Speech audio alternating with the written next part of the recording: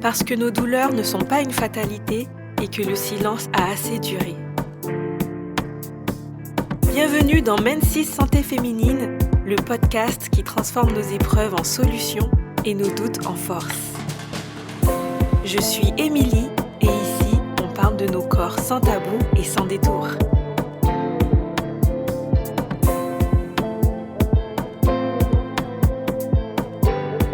Bonjour, c'est Émilie de Mensis Room. Bienvenue au podcast Mensis Santé Féminine. Donc aujourd'hui pour cet épisode, on reçoit Elodie, la présidente de Liquide Chocolat, une femme qui fait un travail formidable pour briser les tabous autour des règles, de l'endométriose et de différentes pathologies autour du cycle féminin. Donc merci Elodie d'être venue, d'avoir accepté l'invitation. Merci Émilie pour ton invitation. Donc dis-nous, pourquoi tu as créé l'association Liquide Chocolat et c'est quoi l'association Liquide Chocolat ? Alors, l'association Liquide Chocolat, par où commencer ? Donc déjà, c'est parti d'une histoire personnelle avec la maladie. Donc, je souffre moi-même de l'endométriose, dont j'ai été diagnostiquée assez tardivement. Et dès lors que ce diagnostic a été posé, ça a été un bouleversement dans ma vie, que ce soit au niveau personnel ou au niveau professionnel. Et il a fallu trouver des stratégies pour retrouver un quotidien plutôt normal, plus ou moins normal. Je comprends ça très bien. Voilà. Et du coup, je me suis rendu compte qu'il n'y avait pas beaucoup de choses, en fait, à l'époque, autour du sujet. Il a fallu toquer aux portes, chercher des réponses, puisque je suis quand même de nature résiliente et je n'avais pas envie de laisser la maladie prendre toute la place, rester dans cet état-là. Donc, je me suis constituée un parcours de soins. Et chemin faisant, je me suis dit, il faudrait peut-être, si moi j'ai réussi à trouver un équilibre, peut-être que je pourrais aider d'autres femmes à trouver cet équilibre. Magnifique. Donc Liquide Chocolat est né comme ça, avec cette idée, cette envie, cette ambition d'accompagner d'autres femmes vers plus de sérénité avec cette maladie qui finalement est une maladie chronique. Et donc il faut apprendre à vivre avec au quotidien. Vraiment, c'est magnifique. On a besoin de personnes comme toi parce que c'est vrai que c'est un sujet qui mérite qu'on lui donne autant d'attention. Donc merci à toi. Et justement, j'allais te demander quel était le manque que tu voulais combler pour les femmes de notre territoire. Alors, pour tout te dire, quand j'ai été suivie, diagnostiquée à Bordeaux, en France hexagonale, et quand je suis revenue en Guadeloupe, j'ai été face à des personnes, des professionnels qui n'ont pas su répondre à mes questions. Et j'ai eu l'impression d'avoir fait un retour en arrière de 10 ans. Et je me suis dit, là, il y a un problème et il est hors des questions que des femmes, des jeunes filles surtout, se retrouvent dans la même errance que moi j'ai pu me retrouver il y a quelques années. Et donc c'est parti de là. Et ce qui s'est passé, c'est que très vite, l'association a pris forme parce que oui, il y avait des besoins sur le territoire, les femmes avaient besoin de cet espace d'échange, mais il y avait aussi beaucoup de professionnels qui faisaient des choses de leur côté, mais qui n'étaient pas forcément connus, qui faisaient les choses de façon isolée. Et donc, l'association a permis un certain lionnage entre professionnels, femmes, qui partagent les mêmes valeurs et qui ont envie finalement d'avancer et apporter du mieux pour toutes ces femmes. C'est ça. Donc, Et c'est vrai que c'est encore d'actualité. Quand je rencontre des personnes autour de Mensis, souvent elles me disent qu'elles sont dans l'errance, qu'elles ne trouvent pas de professionnels qui arrivent vraiment à, ne serait-ce qu'arriver à diagnostiquer l'endométriose parce qu'elles ont très mal, etc. Elles font peut-être certaines analyses et au final, c'est 10 ans après qu'on sait que c'était de l'endométriose. C'est ça. C'est ça. C'est très complexe parce que finalement, alors, c'est pas forcément l'errance médicale, il y a plusieurs paramètres. Parfois, ça peut être une femme qui rencontre un professionnel, ça se passe pas très bien, elle retourne pas, elle va voir quelqu'un d'autre. Et puis, elle peut faire ça peut-être 5-6 fois. Donc, il n'y a pas véritablement de continuité dans la prise en charge. Ça peut être aussi des prises en charge hyper espacées. Tu consultes une première fois et puis après tu attends 6 6 mois. mois, un an, et sans forcément analyser ton cycle. Ouais. Donc du coup, tu retournes voir quelqu'un, mais Comme un point de départ, c'est en fait, comme à un chaque point de fois. départ à Ouais. chaque fois. Et puis des fois, ce point de départ, ça peut être 6 mois après et à la limite, on peut rattraper le coup. Et puis des fois, ça va être 2 ans, 3 ans après, Ouais. des fois 5 ans. Il y a des femmes qui restent 5 ans sans rencontrer un professionnel, sans faire un check-up. Ouais. Et l'errance commence comme ça, parce qu'on se dit, ah ben, j'ai pas le temps. Ou, ah ben, c'est pas grave, je vais faire avec. Ou, bon ben, j'ai un voyage. Il y a Ouais, toujours quelque chose qui passe avant le suivi. Et donc, l'errance, elle passe aussi par là. C'est-à-dire que non seulement on sait pas vers qui se tourner, mais quand bien même, soi-même, il faut qu'on puisse repérer les besoins et surtout aller au bout des choses dans la prise en charge et prioriser cette santé féminine de la même façon qu'on priorise d'autres choses dans nos vies, quoi. C'est ça, c'est vrai. Voilà. Et quand tu es sur le terrain, je suppose que tu es amené à rencontrer beaucoup de personnes avec des expériences différentes.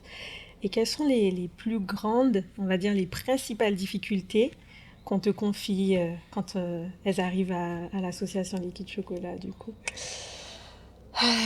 C'est vrai que là, ça fait 8 ans qu'on accompagne les femmes.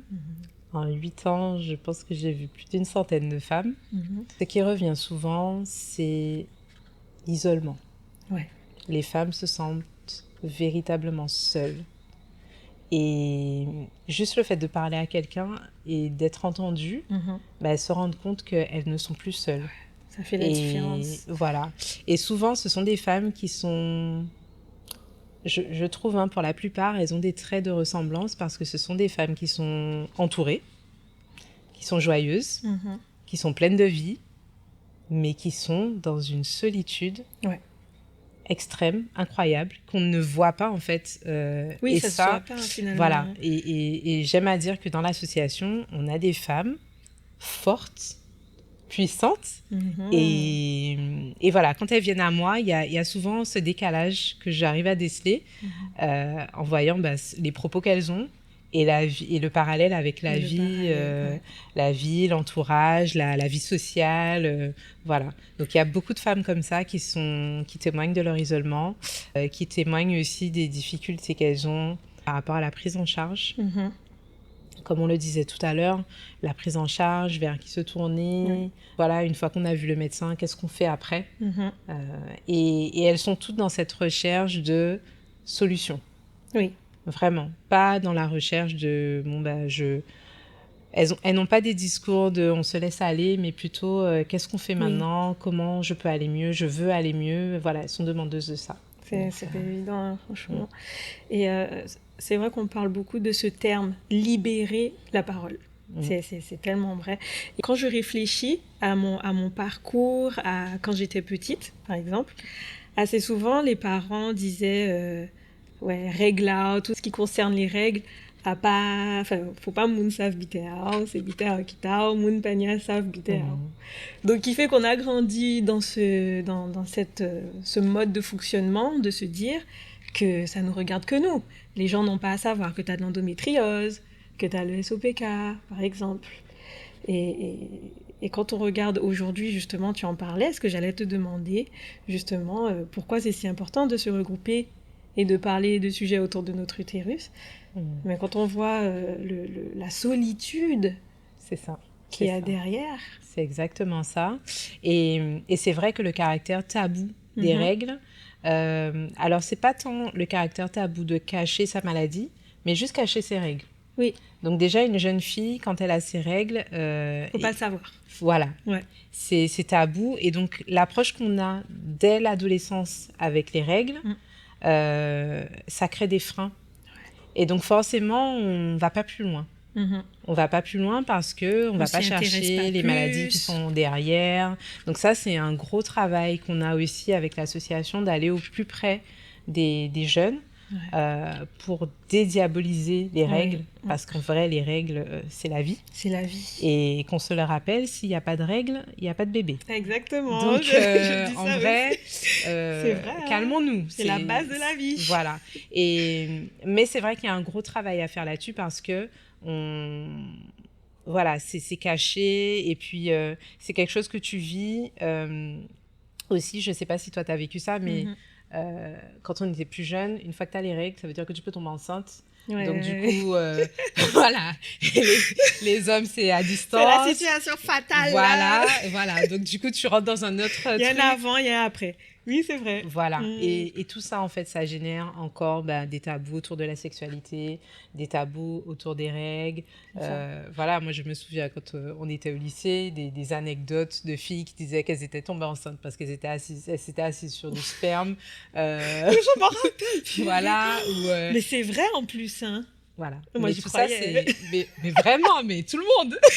Mais c'est de la méconnaissance parce Oui, c'est que, ça. au même titre, on parle pas des règles, on parle pas de la sexualité. Oui, ouais. Sauf que c'est le début de tout. Mais c'est le début de Et tout. Finalement, voilà. ça fait tellement du bien. Mhm, On parle. Ah oui, c'est vrai. T'as ça aussi. Ah oui, tel médecin. Ah ouais, toi, mhm. et t'es passé par là et il t'a aidé à faire ci. C'est ça. C'est Ça ça. débloque tellement de choses. C'est ça. Ouais. Et c'est pour ça que dans l'association, on pousse les femmes Oui. à parler. Ouais. Donc elles se rencontrent déjà une fois par mois pour Mhm. parler sur différentes Magnifique. thématiques. Et puis dès lors qu'on a l'occasion de parler aussi dans la presse, que les Mhm. médias nous contactent, on pousse les femmes à témoigner parce que Ouais. c'est libérateur finalement. Et c'est en disant les choses qu'une autre va lire ou écouter et va se dire ah ben oui, C'est je ça. suis pas folle, ah oui, elle aussi elle vit ça. Et C'est très vrai. souvent les témoignages qu'on écoute ou qu'on voit, Mhm. on se retrouve dans celles qui parlent. Donc ça prouve qu'on n'est pas seul. Oui, oui. Parce Mm. qu'on on nous a tellement dit aussi quand on va chez le médecin et qu'on dit à quel point on a mal, Mhm. on nous fait croire que bon, peut-être on exagère un peu. Puis la famille aussi, hein. Il n'y a pas que le corps médical, mais on te dit, mais c'est les règles, c'est normal. C'est ça. Jusqu'au jour où on se rend compte qu'on n'est pas folle. Mhm. Comme tu disais, c'est ça. Donc franchement, merci beaucoup à Liquide Chocolat de faire tout ce travail-là, parce que c'est vraiment un travail nécessaire. Et je trouve que c'est même un travail puissant, si on peut dire. Oui, Merci. vraiment. Et du coup, alors je voulais te demander, Mhm. quelles sont les prochaines étapes pour l'association Liquide Chocolat? Alors, les prochaines étapes. Alors, déjà, quand j'ai commencé à présenter l'association, je t'ai parlé que de l'endométriose. Mais il faut Oui. savoir que notre association a été créée en 2018. Au Mhm. départ, on parlait que de l'endométriose. L'endométriose. En 2023, on a créé un pôle femmes Mhm. avec Magali Terria qui accompagne les femmes qui souffrent de fibromes utérins. Donc, elle fait un gros travail de sensibilisation sur les fibromes utérins parce Mhm. qu'il y a énormément de femmes qui sont concernées. Qui sont concernés. Quelques temps après, une autre femme s'est rapprochée de nous qui Mhm. s'appelle Elisabeth et qui avait cette envie, en voyant Magali justement porter ce projet, de porter un projet pour le SOPK. Mhm. Et c'est vrai que dans la même période, on a eu énormément de femmes qui se sont approchées de nous en nous disant j'ai pas de diagnostic d'endométriose, j'ai pas de diagnostic de fibrome, Ouais. mais j'aimerais participer aux ateliers parce que j'ai des règles hyper douloureuses, parce que j'aimerais comprendre et peut-être qu'après j'aurai un diagnostic. Enfin bref, on Mhm. peut pas fermer la porte aux femmes qui sont dans la souffrance et qui ont besoin Bien sûr. d'échanger.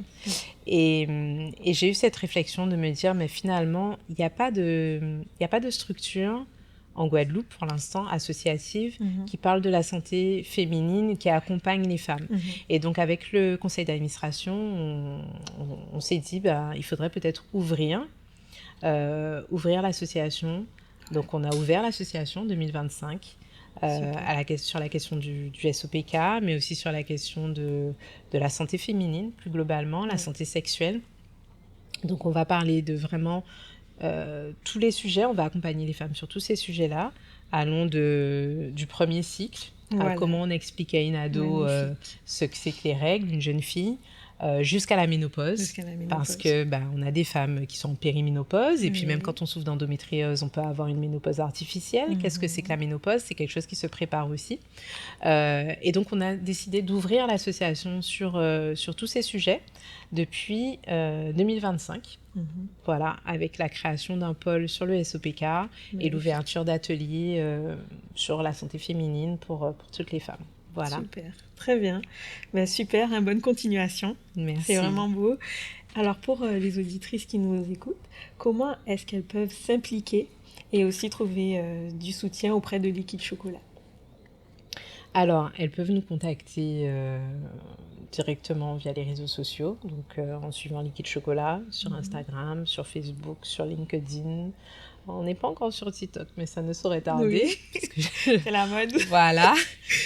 On essaye, hein, on essaye. Après, on a créé un site internet donc sur liquidechocolat.com. Oui. Elles peuvent aussi avoir des informations, nous écrire, rejoindre l'association tout simplement en adhérant. Et puis pour toutes celles qui sont pas encore prêtes à rejoindre l'association mais qui veulent soutenir, elles peuvent aussi faire un don. Puisqu'il faut savoir qu'on est une association indépendante. Et donc, on vit essentiellement de dons, de dons privés ou particuliers. Donc, voilà. Et comment est-ce qu'on peut faire ce don? Via notre site internet, il suffit de cliquer liquidechocolat.com et on a toutes les infos. Et puis, il y a plusieurs façons effectivement de s'investir dans l'association. Soit venir à la rencontre d'autres femmes pour se sentir moins seule. Rencontrer des professionnels de santé aussi. Et puis, on organise pas mal de stands d'information, des conférences. On aime bien dire des ticomesses. Oui, on fait beaucoup de ticomesses. Donc, du coup, si elles aiment les ticomesses, elles sont les bienvenues. Et il y a toujours de quoi faire dans l'association. Et entre femmes, on arrive à faire de très, très belles choses. Rien n'est impossible. Et pourquoi Liquide Chocolat? À ton avis? Alors moi, je me suis dit, j'ai réfléchi, mais j'ai cogité. Et là, je me suis dit, ah ouais, est-ce que c'est pas liquide par rapport au fait que les règles sont liquides et chocolat par rapport au fait qu'on a très envie de chocolat quand on a les règles? Ça aurait pu. On a déjà eu tellement de versions. Tu l'as déjà eu celle-là? Non, celle-là non. Mais j'ai souvent la version des règles de couleur marron. Oui. Et du coup, les gens me disent « Ah, dégueu, machin. » C'est bon, calmez-vous. C'est pas terrible. Même oui, mais calmez-vous. C'est naturel quand même. C'est naturel et franchement, le sang des règles a énormément de bénéfices non explorés. Bref, c'est pas ça. Alors, liquide chocolat, pourquoi? Parce que dans le jargon médical, quand on parle des endométriomes, qui sont des kystes d'endométriose, on parle de liquide chocolat. Parce que ce sont des petites boules comme ça, qui ressemblent à des Kinder Bueno. Je ne savais pas. Ah, c'est vrai? Voilà. Et ça a vraiment la texture liquide chocolat. Voilà. Donc, bravo. Donc, c'est parti de là. Et au départ, l'association n'était pas connue. Les gens ne parlaient pas de l'endométriose. Nous, on n'avait pas envie de mettre mots qui freinent. Qui, voilà... On ne voulait pas mettre endométriose dans le nom de l'association. Et donc, Liquide Chocolat est venu comme ça, d'un brainstorming. On était plusieurs. Au début, on était une dizaine quand on a créé l'association.